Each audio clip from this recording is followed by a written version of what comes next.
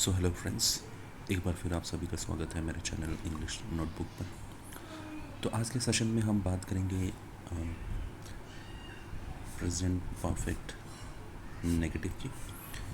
ठीक है, तो प्रेजेंट परफेक्ट का नेगेटिव यानी कि प्रेजेंट परफेक्ट को नकारात्मक कैसे बनाएंगे। तो मैंने पहले भी सेशंस में कहा है कि किसी भी सेंटेंस में जब हम नहीं लगा देते हैं तो वो नेगेटिव हो जाते हैं।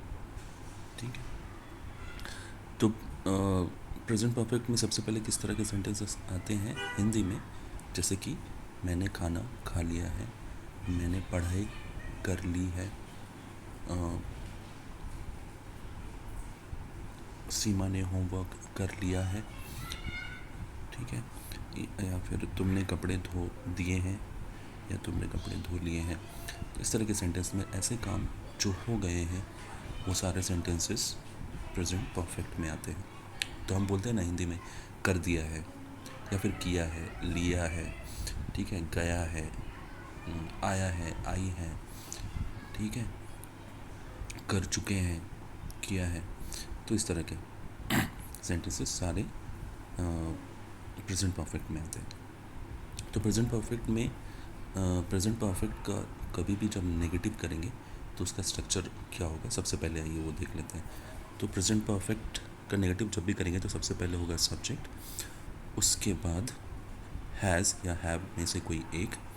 ठीक है, मेरे पहले के सेशंस में मैंने क्लियरली बता दिया कि हैज़ कहाँ यूज़ करना है और हैव कहाँ यूज़ करना है।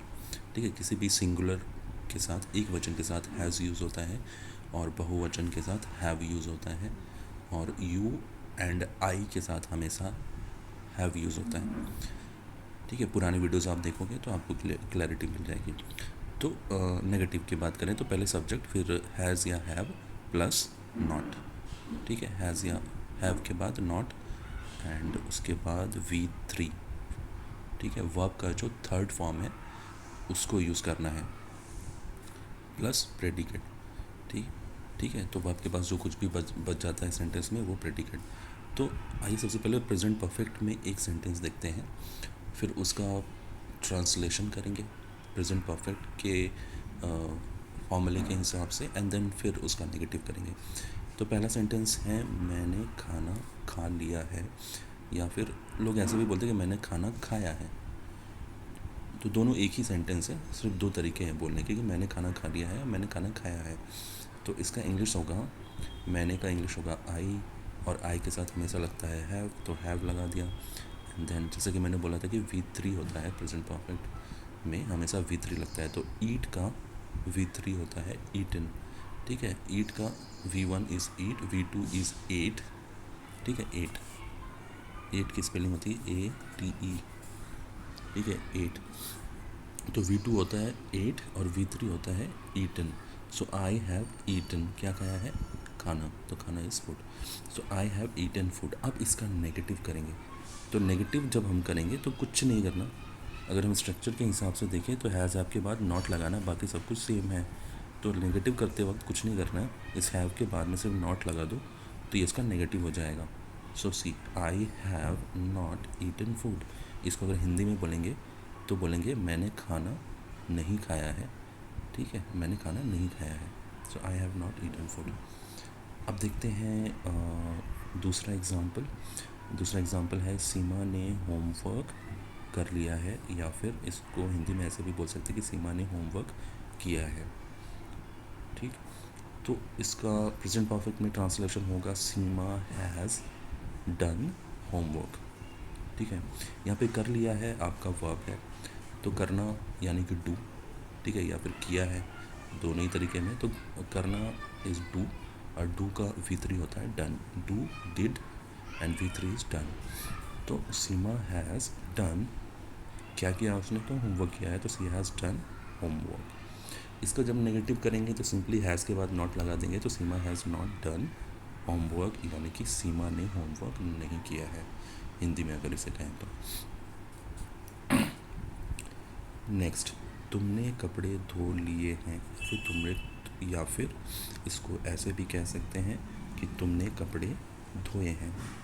ठीक है, तो प्रेजेंट के स्ट्रक्चर के हिसाब से जब इसका ट्रांसलेशन करेंगे तो आप सबसे पहले तो सब्जेक्ट यहाँ पे है यू, ठीक है। तुमने का इंग्लिश होता है यू के साथ हमेशा लगता है हैव, ठीक है। यू के साथ हमेशा हैव लगता है। आई मीन यू या तो सिंगुलर भी हो सकता है या तो फिर प्लूरल भी हो सकता है, क्योंकि इंग्लिश में, हिंदी में जब हम किसी एक इंसान को बोलते हैं तो हम तुम बोलते हैं, और जब बहुत सारे इंसान को हम जब बोलते हैं तो तुम लोग बोलते हैं।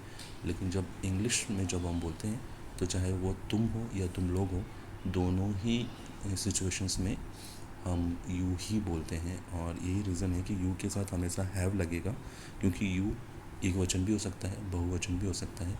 तो उस कॉम्प्लिकेशंस को हटाने के लिए हमेशा यू के साथ हैव ही लगता है, ठीक है। तो यू हैव धो लिए हैं या फिर धोए हैं, तो दोनों का इंग्लिश होता है वॉश, और वॉश का V3 होता है वॉश्ड। तो यू हैव वॉश्ड, क्या धोया है? कपड़े, तो क्लोथ्स। तो यू हैव वॉश्ड क्लोथ्स।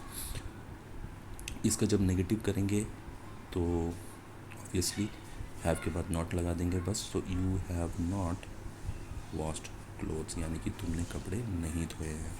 सो तुमने कपड़े धो लिए हैं या तुमने कपड़े धोए हैं, इसका इंग्लिश होगा यू हैव वॉश्ड क्लोथ्स। और तुमने कपड़े नहीं धोए हैं या फिर तुमने कपड़े, यस, हाँ, तो तुमने कपड़े नहीं धोए हैं तो आप सिंपली बोलोगे you have not washed clothes, right. तो आज के लिए बस इतना ही प्रेजेंट परफेक्ट नेगेटिव में। आप चाहें तो खुद से प्रैक्टिस कर सकते हैं, खुद से कुछ हिंदी सेंटेंसेस सोच सकते हैं जो कि प्रेजेंट परफेक्ट का हो, ठीक है। फिर उसको इंग्लिश में ट्रांसलेट करिए, पर उसका नेगेटिव भी बनाइए, जो भी स्ट्रक्चर मैंने आपको बताया है। ऑलराइट फ्रेंड्स, तो आज के लिए बस इतना ही। हम हमारे अगले सेशन में बात करेंगे प्रेजेंट परफेक्ट इंटरोगेटिव की। Thank you so much, bye bye.